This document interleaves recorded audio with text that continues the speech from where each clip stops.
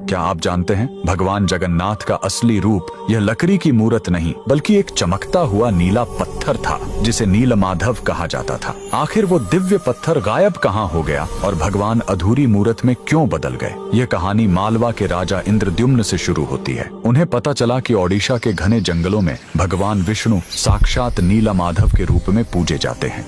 राजा ने अपने मंत्री विद्यापति को खोज पर भेजा। विद्यापति जंगलों में भटकते हुए आदिवासी सरदार विश्ववसु तक पहुंच गए, जो गुफा में गुप्त रूप से नीलमाधव की पूजा करते थे। विद्यापति ने सरदार की बेटी से शादी की और जिद करके गुफा देखने की बात मनवा ली। सरदार ने शर्त रखी कि वे उनकी आंखों पर पट्टी बांधकर ले जाएंगे, लेकिन विद्यापति ने चालाकी की। उन्होंने रास्ते में चुपके से सरसों के बीज गिरा दिए। कुछ दिनों बाद जब बारिश हुई तो सरसों के पौधे उग आए और विद्यापति को गुफा का रास्ता मिल गया। उसने तुरंत राजा को खबर दी। राजा इंद्रद्युम्न अपनी विशाल सेना लेकर घमंड के साथ भगवान को लेने पहुंचे, लेकिन उनके वहां पहुंचते ही नीलमाधव की मूर्ति हमेशा के लिए गायब हो गई। भगवान अपने भक्त विश्ववसु के साथ हुए धोखे और राजा के घमंड से नाराज थे। राजा ने रोकर माफी मांगी और अन्न जल त्याग दिया।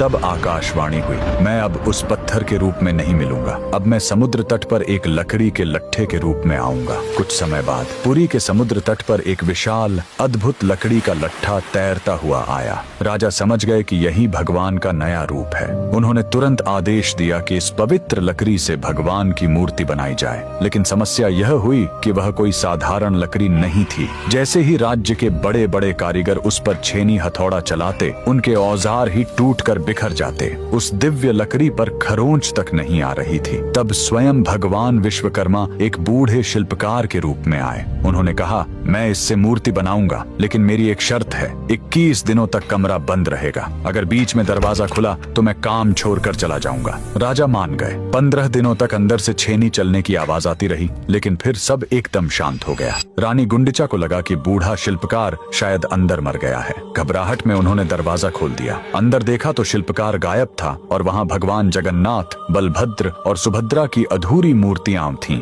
राजा बहुत दुखी हुए, लेकिन तभी भगवान ने संकेत दिया कि वे इसी अधूरे रूप में रहकर भक्तों को दर्शन देना चाहते हैं। यही कारण है कि आज भी हम भगवान के उस अधूरे लेकिन सबसे प्यारे रूप की पूजा करते हैं। कमेंट्स में जय जगन्नाथ जरूर लिखें।